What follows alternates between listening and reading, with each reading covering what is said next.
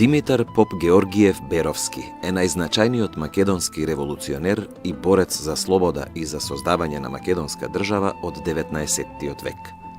Димитар Поп Георгиев го завршил местното првоначално училиште во Берово и второстепеното училиште во Солун, за потоа во своите младински години да стане семинарист во духовната семинарија во Одеса.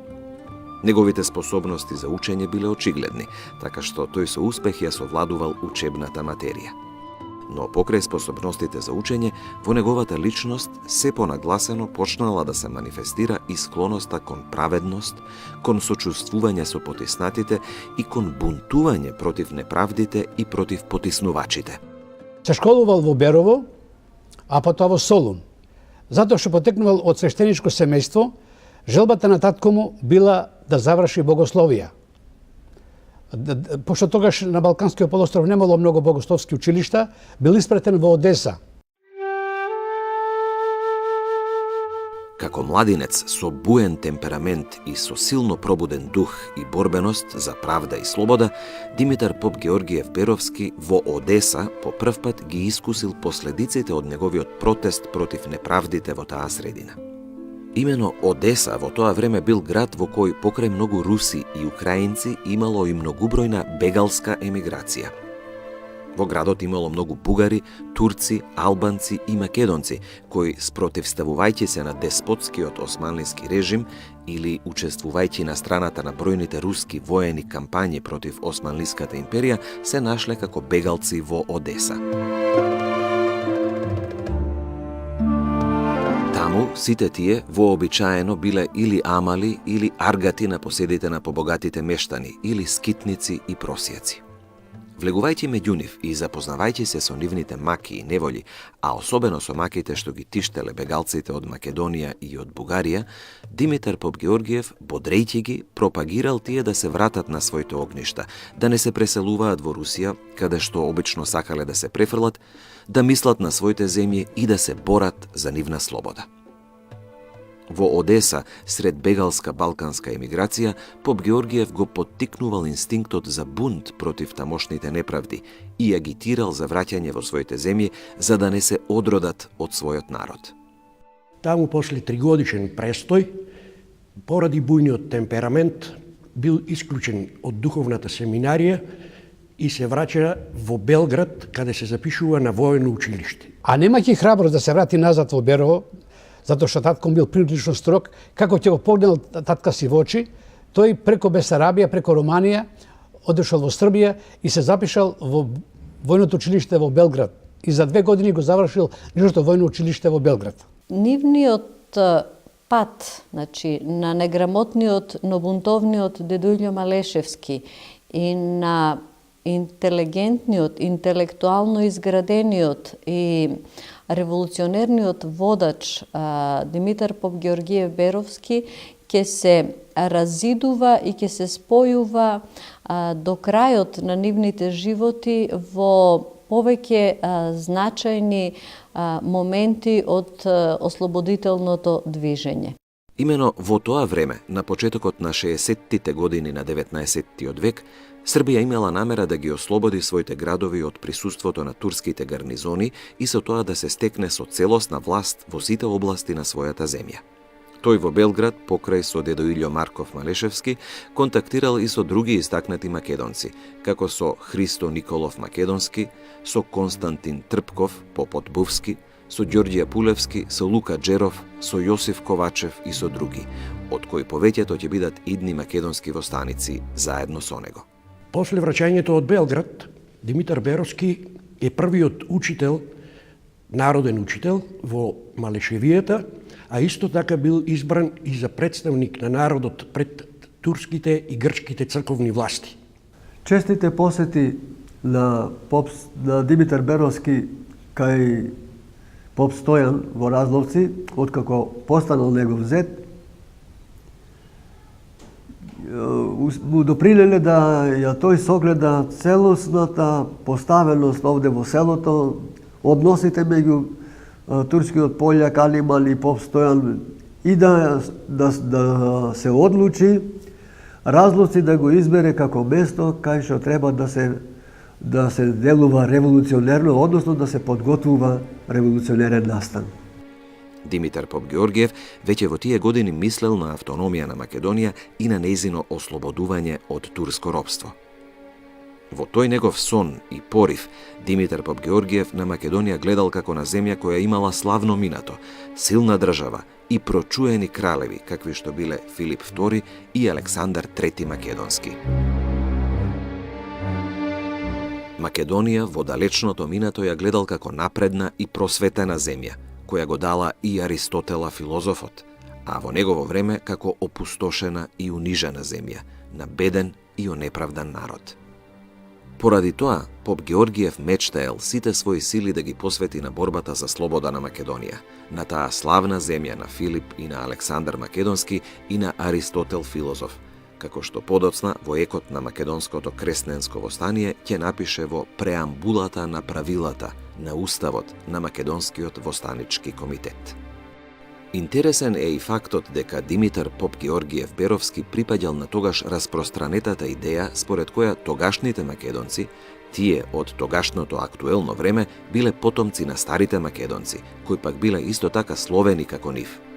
Затоа широко идејно и политичко течение среде македонците од времето на Димитар Поп-Георгиев Беровски опширно пишувале и тогашните бугарски општественици и публицисти, какви што биле Петко Рачев Славејков, Стефан Салганџиев, Петар Карапетров и други, а среде македонците таа идеја и определба се среќава кај Киријак Држиловиќ, кај Ѓорѓе Пулевски, кај Димитар Поп-Георгиев, кај Константин Бувски, кај Македонскиот востанички комитет од 1878-та, кај привремената влада на Македонија во 1880-та и 1881 година, кај Малешевските востаници и војводи кои се обратиле со писмо до англискиот генерален конзул во Солун, неговата екселенција Едмонд Фицморис, во ноември 1878 година и кај многу други од тоа, но и од подоцнежно време.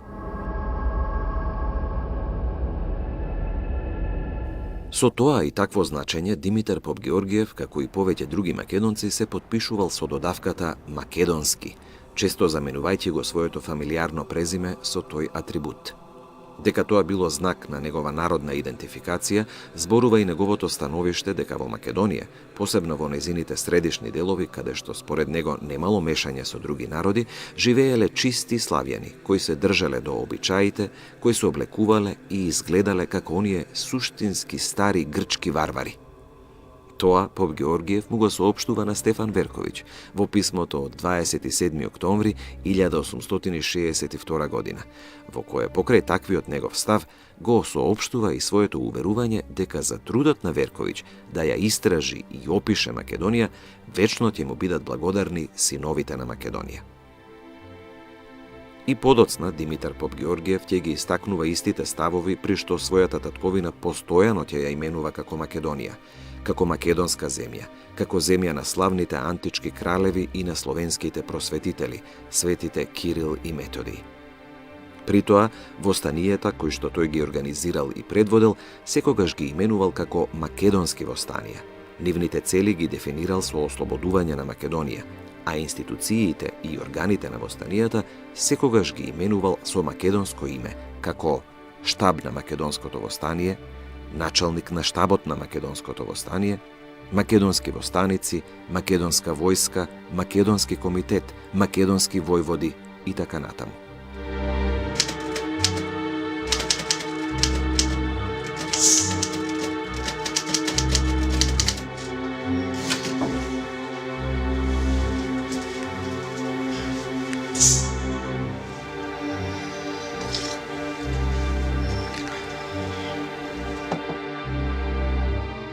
Токму таквата свест и идеологија на младиот Димитар Поп-Георгиев му овозможила веднаш по враќањето од Белград во родното Берово, некаде во 1865 година, јасно да ја насочи својата активност и јасно да ги постави потребите и барањата на неговите сограѓани, а подоцна и на неговите соотчественици, македонци.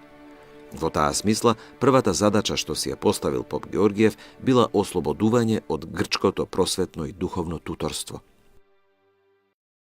Не можел да го да го поднесува духовното присуство на грчката патриаршија и активно се вклучил, дури бил еден од организаторите на бунтот против грчкиот владика. Со тие улоги и уште повеќе со неговата посветеност на делото за целосно ослободување од грчката духовна превласт, Димитар Попгеоргиев во 1867 година веќе бил евидентиран како еден од организаторите и учесниците на така наречениот прв Малешевски бунт против грчкиот владика Еротеј Комбајанис. Некои приврзаници на Еротеј од Пехчево ќе потплатат човек кој ќе има за задача да изврши атентат на Беровски. Но успешно Беровски го избегнува атентатот и така продолжуваат неговите понатамошни активности. Сепак, решавачкиот удар против грчкиот владика Комбајанис и против грчката патријаршиска власт во Малешево, Поп Георгиев и неговите сограѓани малешевци го нанеле во 1874 година на празникот Богородица Балаклија. На тој ден малешевци решиле да го истераат владиката Еротеј Комбајанис од Малешево, не признавајќи го за свој јереј. Владиката Комбајанис, знаејќи за таа намера, дошол во Малешево во придружба на турски заптии, начело со мудирот. 15.000 разгневени малешевци, начело со Димитар Попгеоргиев Беровски, се нафрлиле врз владиката и врз неговата придружба.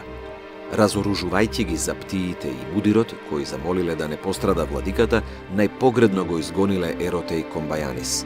Ниту тој, ниту кој да е друг грчки свештеник потоа не се вратил во Малешевијата. По тој чин, турските власти почнале со апсења и малтретирања на малешевци, барајќи го нивниот водач Димитар Попгеоргиев.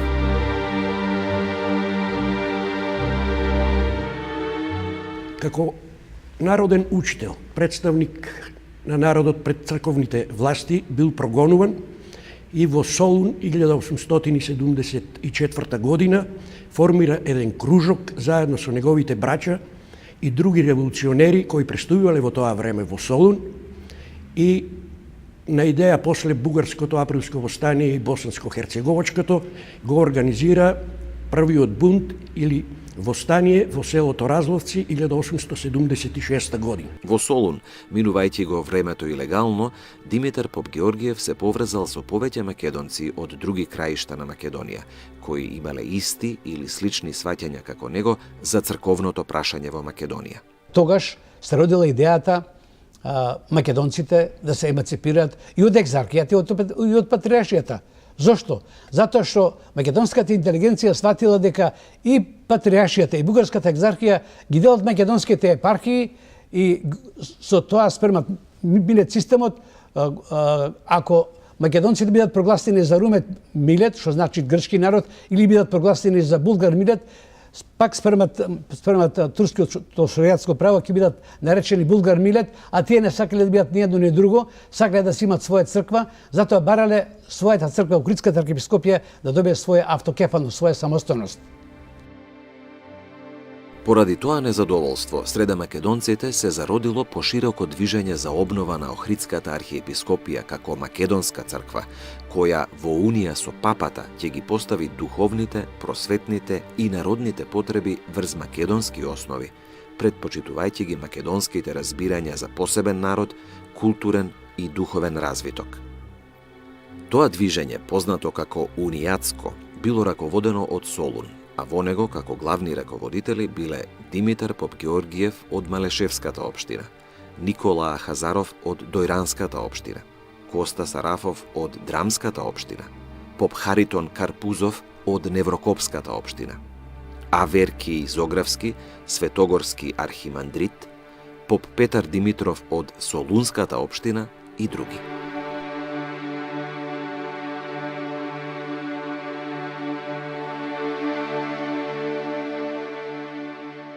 Го гледаме тука Димитар Попгеоргиев Беровски во борбата веќе за диференцирање на македонците од бугарите, бидејќи со грците веќе завршија до 70-тите години, се ослободија од грчката хегемонија, но веќе ова втора, блиска, сродна, и по дух, и по историја, и по род, ако сакаме, групација и кауза бугарска, станала многу поделикатна и многу поопасна за завладување на духовите и на интересите на Македонија. Руската дипломатија, која што цело време стоела зад Бугарија, па и бугарските власти сватиле, кои никако не сакале да дозволат да се создаде Македонска православна црква, макар и на унијатска основа, не можеле да дозволат тоа да се реализира. Бугарските општественици успеа пред Русија да издействуваат, Русија да се спротистави на влегување, на создавање на унијатска црква во Македонија и слободно припојување на сите македонски општини во Унија, образложувајќи дека на тој начин Запад ќе дојде политички да влијае во Македонија, тоа Русија не може да се го дозволи. Затоа веднаш турските власти презреле да го сменат Миткат Паша, кој што на одреден начин ја поддржувал ова Унија на македонците да добијат автокефална црква, макар и на унијатска основа. Освен тоа го смениле и епископот Нил Смоленски, кој што требало да застане на чело на ова автокефална македонска црква на унијатска основа. Веќе во декември 1875 година Поп Георгиев запиша: се враќам во Македонија, бидејќи решението за Македонија мора да падне во Македонија. Решен сум да организирам востание, бидејќи ова преку унијатската акција и преку процедурите пред турските власти не може ништо да се добие. Што значи веќе Поп Георгиев влезе и во последната фаза со револуција да се спротистави на подвластената позиција, на неизвестната иднина на Македонија. Меѓутоа, осведочувајќи се дека тоа било поопшто македонско движење, кое преку црковното издвојување имало намера да го издвои народното, националното македонско прашање од бугарското, Петко Рачев Славејков до екзархот Антим, а по неговата оставка во тоа време и до екзархот Јосиф, возбудено напишал: се родила во тукашните патриоти погубната мисла за наметнување на своето местно наречие и за своја особена македонска иерархија. Хидрата е разиграна на многу места во Македонија. Се внушува мислата дека тие не се бугари, туку се македонци, Александрови потомци. Тие мисли достигнаа да се распространат доволно за да ја насочат погубната мисла за одделување на црковно поле. И не само на црковно. Искрено можам да ви кажам дека ако монсеньор Нил Смоленски се врати со Ферман, тогаш ќе се расклатат сите други македонски епархии и тогаш можеме да кажеме збогум Македонијо. Поради тоа, Петко Рачев Славејков инсистирал да биде интервенирано пред султанот од високо место, од Русија, за да не се случило Македонија да дојде под влијание на западните земји. Русија, заради своји интереси, направила таква интервенција, а султанот, исто така од своји мотиви, да ја спречи македонската народна хомогенизација и стремежите на македонците за автономија, го одбил барањето на македонските општини. Тогаш, во 1875 година, Димитар Поп Георгиев во Солун бил сведок на се поголемо префрлање на турски војски во Босна и Херцеговина, каде што веќе било кренато востание, на чело со Мичо Љубибратиќ. По тој повод, Поп Георгиев запишал во својот дневник: известувањата за херцеговските акции, движењето на турските војски и мојата положба станаа за мене еднакво неподносливи. Од ден на ден во мене растеше нетрпеливост и во декември 1875 година решив да организирам востание во Македонија. За таа цел, Поп Георгиев порачал во Солун да дојдат неговиот тест, Поп Стојан од Разловци, и Костадин Карчов, негов пријател и доверлив човек. На средбата во Солун, Поп Георгиев ги запознал со намерата за востание. Им соопштил дека Херцеговското востание било само почеток на општ востанички бран на Балканот, дека во војната со турците ќе се вмешаат и Србија и Романија, а и Русија немало да седи настрана. Затоа и Македонија требало да востане, за да си ги постигне своите цели, кои не можеле да се остварат преку црковното прашање, молејќи ја турската власт и администрација. Им кажал дека било потребно да издржат на почетокот, додека да дојде помошта од Србија и од Романија, и дека Дедо Илјо Мелешевски ќе прискокнал со над 300 четници. Поп Стојан Разловски и Костадин Карчов ја прифатиле идејата за востание. Тие со тоа станале првата посветена и организирана востаничка тројка. Во Солунскиот револуционерен кружок, покрај Димитар Поп Георгиев, членови биле и браќата на Димитар, Поп Иван и Костадин Поп Георгиеви. Потоа Костадин Поп Стојанов, Поп Петар Солунски, содружник на Поп Георгиев од Унијатското движење, браќата Еврови, подоцна членови и на тајниот македонски комитет со Темко Попов, Стојан Цоцов, Гоге Ширков, Костадин Карчов и двете учителки Баба Недела и Станислава. Во тоа време, на самиот почеток на 1876 година, почнало забрзано купување и подготвување на се што било потребно за востанието. Се купувале пушки, револвери, барут, чаури, куршуми, се правеле опинци, се плетеле калчуни и слично. Димитар Поп Георгиев, на двете учителки, на Баба Недела и на нејзината ќерка Станислава, им порачал да направат македонско востаничко знаме, на кое ќе го навезат македонскиот грб од стематографијата од грбовникот на Кристофер Жефарович. Знамето било црвено, со жолто поле, на кое бил навезен македонскиот земски грб, разјарен, лав, пред кого стоел надпис Македонија, и две ленти на кои пишувало «Станете» и «Да ви освобода». Со знамето, со оружјето и со другите работи за востанието, Поп Георгиев и неговите содружници со караван тргнале за Малешево. Стигнувајќи на местото, се увериле дека и Поп Стојан, од своја страна, успеал да формира револуционерна конспирација, да воведе поголем број луѓе во подготовките, да набави оружје, барут, да формира револуционерни групи и да одржи советувања за идната борба. По спојувањето на двете групи, Димитар Поп Георгиев и Поп Стојан решиле востанието добро да го подготват, да извршат поширока пропаганда, да спроведат обука, да разработат тактика, да поделат задачи на востаничките дружини на теренот и слично.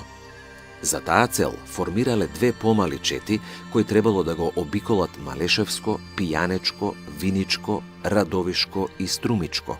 Меѓутоа, пред да ги завршат предвидените обиколки на споменатите околии и пред добро да ја усогласат организацијската работа и соработката меѓу нив, во Разловци на 7 мај пристигнале турски заптии и тапиџии, кои се посомневале дека се готви конспирација против власта.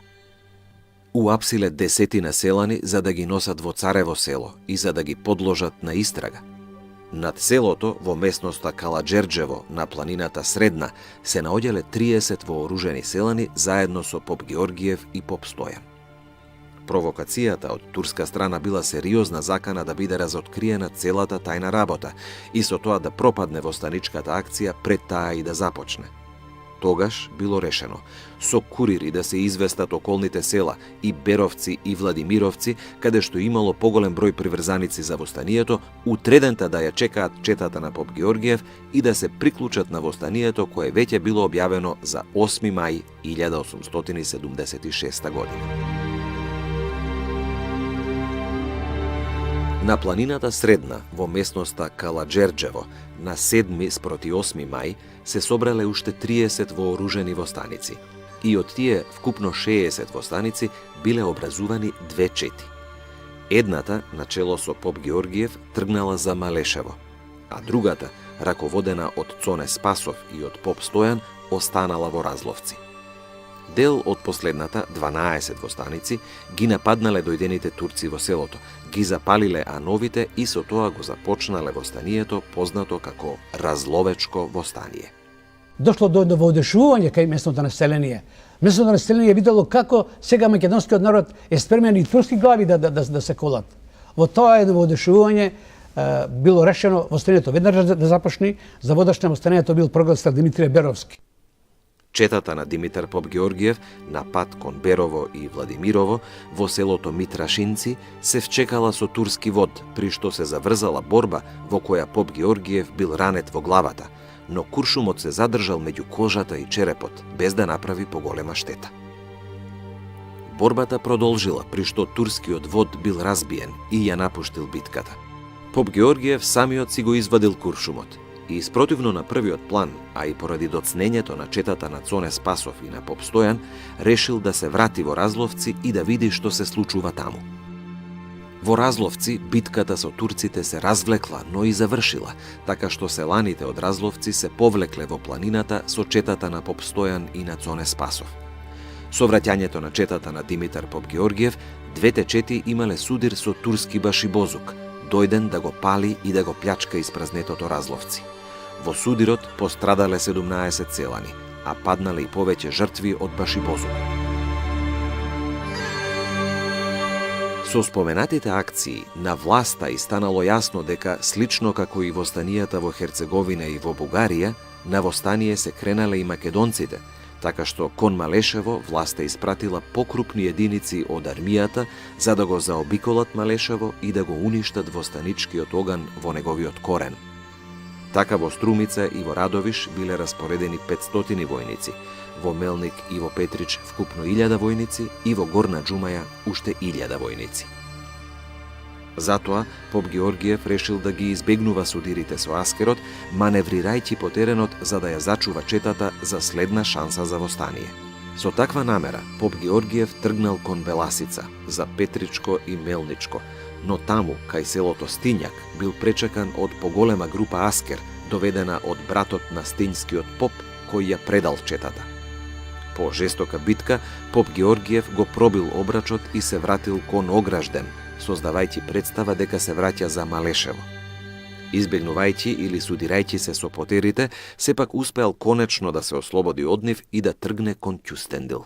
Востанието траело кратко, но значено е што е прво кое е организирано во село, прво организирано востание во Македонија за ослободување од турска власт. И после тоа не престанува револуционерната активност на Димитар Беровски. Се префрла во Бугарија и таму го организира веќе по масовното позначење второ востание, кое во литературата е познато како Кресненско, но во сите документи било наречено Македонско востание. Пролетта 1877 година Попгеоргиев и четата се вратиле во Малешево, каде што исто така биле добро примени од селаните и биле запознаени со настаните по битките во Разловци, Митрашинци и Лаки во 1876 година. Дознале дека голем број малешевци, пијанчани, кочанчани, радовишани и струмичани биле малтретирани и мачени и дека затворите во Пехчево, Струмица, Ќустендил, Скопје, Серес и во Солун биле преполни со осомничени и дека голем број од нив биле заточени или обесени. Бугарската страна веднаш ја забележа личноста и намерите на Димитар Попгеоргиев Беровски, особено кога тој стана водач на Кресненското востание, па постојано укажуваше дека Димитар Попгеоргиев крои големи планови. Тој има за намера да ја ослободува Македонија, на бугарската страна не и беше намера да се ослободува Македонија, туку да се крева шум, бидејќи бугарите знаеа дека русите нема да дозволат едно успешно македонско востание, затоа што дадоа збор на Берлинскиот конгрес дека Македонија останува во Бугарија. Во Пијанечко, каде што се наоѓало седиштето на пошироката Пијанечко-Малешевска околија, била формирана слободна територија со управни совети, со полициски тела и со селски стражи.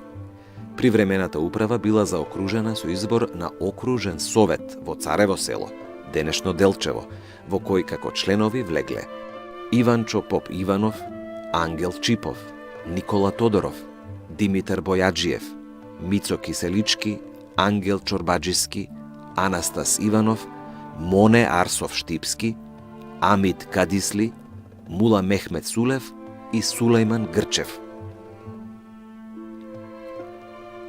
По тој чин, како што ќе запише Костадин Поп Стојанов, шурата на поп Георгиев, во неговите спомени за првото македонско востание, за разловечкото востание, погледите на Илија Марков Малешевски и на Димитар поп Георгиев Беровски и задачите кои произлегуваа од нивните стремежи биле сврзани со подалечна цел. Тие брзаа да го постигнат замисленото. Нивниот пат се протегаше на југ и допираше до Бело море. Преокупирана со такви цели и сообразена со околностите, целата четничка формација на чело со Илија Марков Малешевски се поместила кон Струма и почнала да действува кон југ. Кон тие чети, во кои била и таа на Димитар поп Георгиев Беровски, се приклучиле и местните чети, како тие на Ѓорѓи Око, на Костадија, на Златко од Палат, на поп Димитар Рибнички, на Торолинко, на Котрулјо, на Иван Козаров и многу други. Меѓутоа, тој процес бил прекинат со тоа што на Илија Марков Малешевски му било пренесено барањето на командантот на руските армии, великиот кнез Николај Николаевич, дека прашањето за границите и за статусот на земјите, значи и за Македонија, ќе биле решавани на идниот конгрес на големите европски сили, закажан за 13 јуни во Берлин. Решенијата на тој конгрес биле познати кон половината на јули 1878 година, според кој Македонија и натаму останувала под власт на султанот, со тоа што ќе биле направени реформи во смисла на провинциски, на локални самоуправи и на правно подобрување на положбата на немуслиманското население. Но со постигнувањето на Берлинскиот мировен договор, за кој што они веќе имале информации преку релациите на дедо Илјо Малешевски со војните кругови, со руските војни кругови уште пред мирот, значи за сето тоа што се случува и што ќе се случува, откога дефинитивно со Берлинскиот договор не е постигната ослободителната цел за Македонија, значи, продолжуваат стремежите за понатамошно организирање на таа ослободителна борба. Во Македонија, по повод тие решенија настанале силни реакции, а идејата за реформи била наречена глупава фраза. Во август 1878 година било решено есента да се крене општо македонско востание против турската власт во Македонија. По тие подготовки, востанието било објавено со нападот на востаниците на турскиот гарнизон во Кресна на 5 октомври 1878 година. Нападот го извршиле востаниците селани на селата Влахи, Оштава и Кресна, заедно со четите предводени од Стојан Карастоилов, Коста Кукуто, Стојо Торолинко и Крсто Аризанов. Битката била целосно добиена. Во врска со тоа, Димитар поп Георгиев го испратил следното соопштение до македонските благотворителни комитети. Ние, македонските востаници, го следиме своето дело. Вчера водевме битка 18 часа со 2 булука редовна турска војска. Битката заврши со 1 убиен и 3 ранети од нас. Од турците има 9 убиено, 11 ранети, 111 заробени војници, 2 заробени офицери со нивното оружје и материјал, односно 149 пушки, поголема количина патрони, 12 коњи и повеќе вреки брашно, ориз и друго.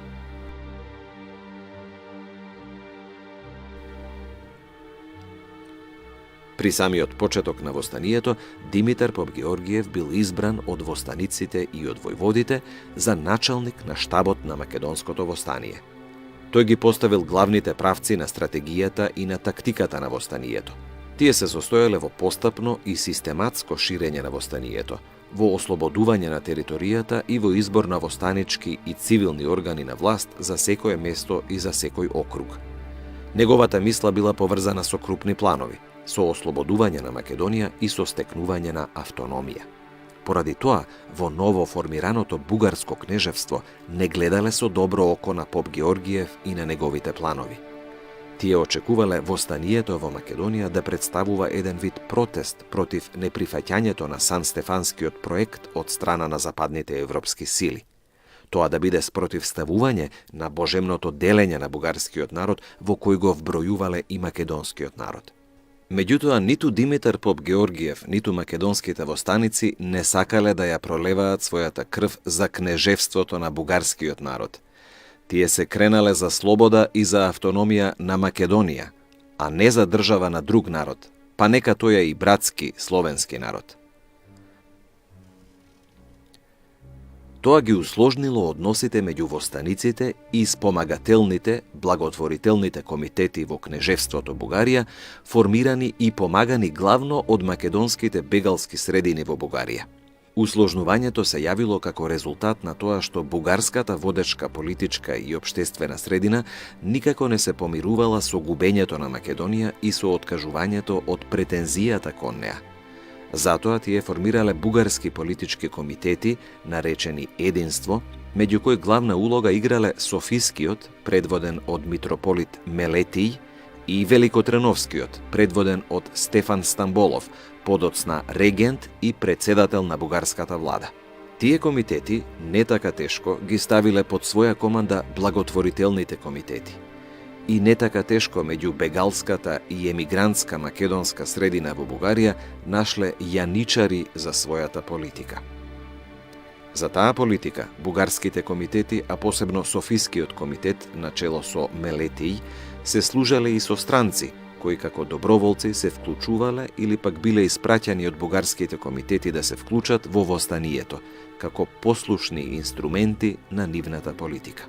Во редовите на македонските востаници тие испратиле и странски елемент, како што ќе бидат неколку авантурџички елементи на еден руски мајор Калмиков, на еден полски мајор Војткевиќ, кои што дошле во Македонија и потикнати од тие комитети формирани во Солун и во Велико Трново или во Кюстендил, поддржувани од ними, за да предизвикуваат шум и немири во Македонија и пред европската јавност да покажат дека Македонија е дел од Бугарија.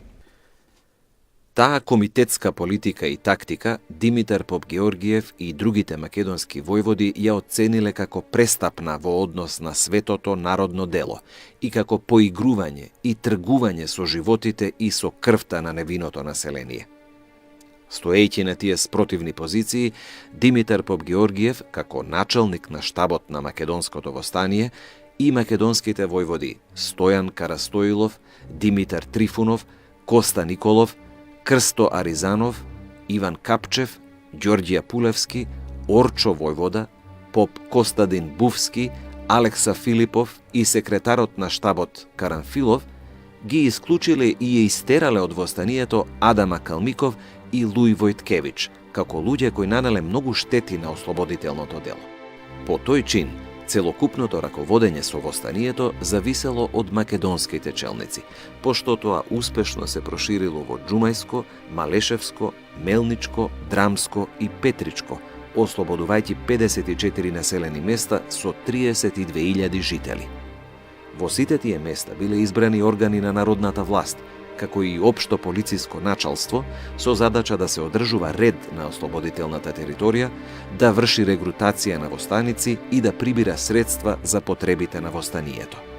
Поради се поголемата манифестација на внатрешниот македонски карактер на востанието и на неговите цели, зашто како главен го сметале Димитар Поп Георгиев, Софискиот комитет решил до минимум да се намалат доставките на оружје, муниција и пополни со доброволци и да се издаде наредба на послушните војводи странци да се нападне Разлог и Разлошко, при што специјално бил испратен и бугарскиот доброволец Братан Маринов со 12 четници. По тие судири, Димитар Поп Георгиев и македонските војводи сплотени околу него донеле ново устројство на востанието, со кое ги избришале сите улоги и позиции на странците во востанието, например и улогата на така наречен атаман, еден вид воен командант на востанието што дотогаш ја имал Адам Калмиков, и потоа направиле нов распоред на одделенијата и на војводите, при што за главен војвода бил избран најавторитетниот македонски војвода Стојан Карастоилов.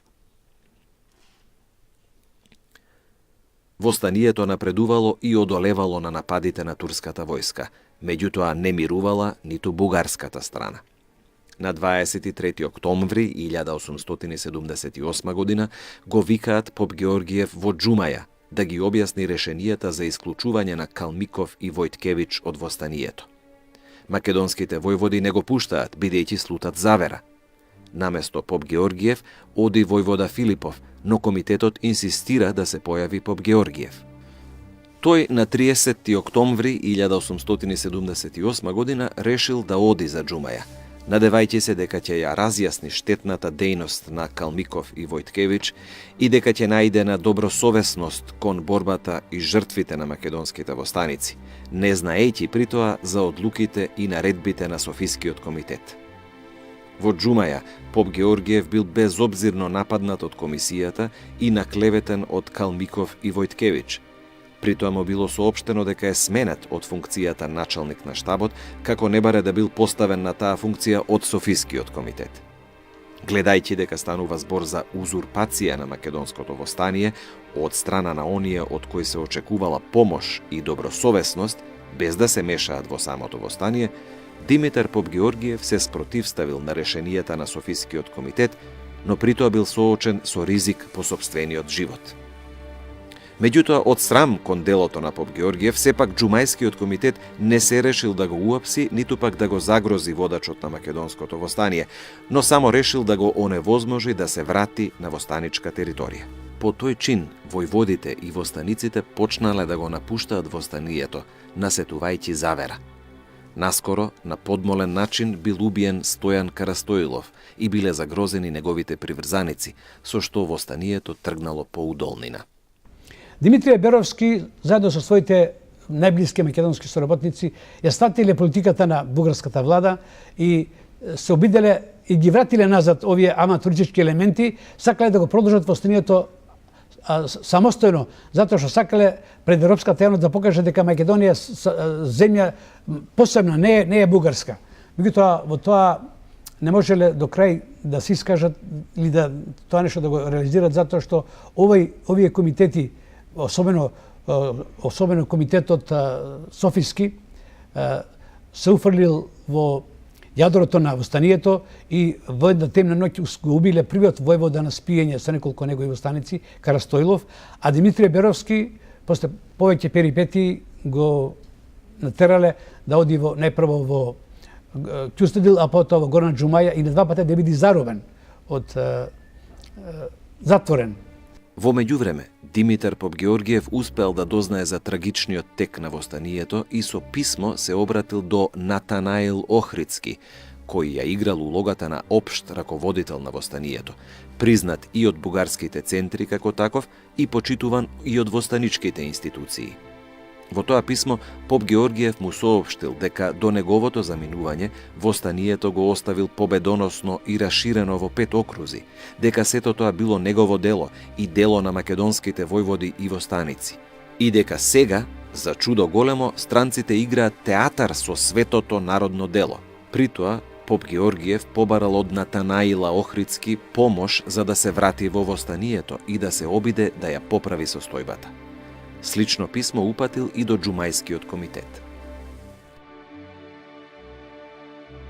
И Натанаил Охридски и Џумајскиот комитет по 3-неделно отсуство му одобриле на Димитар поп Георгиев да се врати во востанието, но не како началник на штабот и не на левата страна на Струма, туку на другата, во така наречениот Каршијак, како четоводец. Неговиот авторитет и посветеност кон делото одново го оживеале востанието. Селаните се вратиле во востанието, војводите се прибрале. Поп Георгиев изработил ново устројство, поставил селски стражи, биле избрани старешински совети, бил избран војвода Златко од село Палат за капетан и судија за сите села од Каршијакот и бил усвоен правилник по кој ќе се раководи војвода Златко во својата работа. Била формирана востаничка војска од 600 души, во 3 табори од по 200, покрај четите кои се приклучиле кон поп Георгиев. Тие промени, начело со поп Георгиев, ја обновиле надежта во успех на делото, така што биле постигнати големи успеси во борбата со турците на таа страна на Струма. Така, например, во битката кај село Лебница била разбиена група од 400 турски војници. Тие вести од востанието, меѓутоа, за бугарските кругови и лакеи биле знак дека поп Георгиев одново почнал да крои големи планови надвор од нивната политика и тактика за востанието, тоест надвор од нивната манипулација со истото. Па затоа тој пат решиле да го уапсат и да го затворат и конечно да го отстранат поп Георгиев од востанието. Тоа и го сториле, го уапсиле и го затвориле поп Георгиева во Горна Џумаја. Со тоа му ставиле и крај на големото македонско востание од 1878 и 1879 година. Во тој период Димитар поп Георгиев се населил во Ќустендилско, во село Долна Грашчица, бидувајќи блиску и дружејќи се редовно со дедо Илјо Мелешевски. Подоцна, кога се формирала тајната македонско-одринска револуционерна организација, Димитар поп Георгиев соработувал со Гоце Делчев. Како доверливо лице на организацијата, Димитар поп Георгиев бил одговорен за префрлање оружје на македонска територија за новата генерација борци за слобода и автономија на Македонија. И затоа сметаме дека Димитрije Беровски е спојка меѓу она востаничко движење во текот на големата источна криза и подосна она кој што ќе го формира македонската револуционерна организација. Од тие причини сметаме дека Димитрije Беровски е најкрупна фигура во македонската национална историја во 19 век, дотолку повеќе што денеска, например, конкретно од бугарската историографија, која што најмногу ни е експлоатирана нашата национална историја и се што е македонско го прикажува како бугарско, за Димитрije Беровски немаат многу што да кажат, затоа што Димитрije Беровски бил на чисти македонски национални принципи. Димитар поп Георгиев Беровски, според мое длабоко уверување, представува најзначајна личност од македонската револуционерна историја не само за 19 век, дури мислам дека тој е начело на револуционерните личности од било кои генерации до формирањето на македонската држава во 1944 година.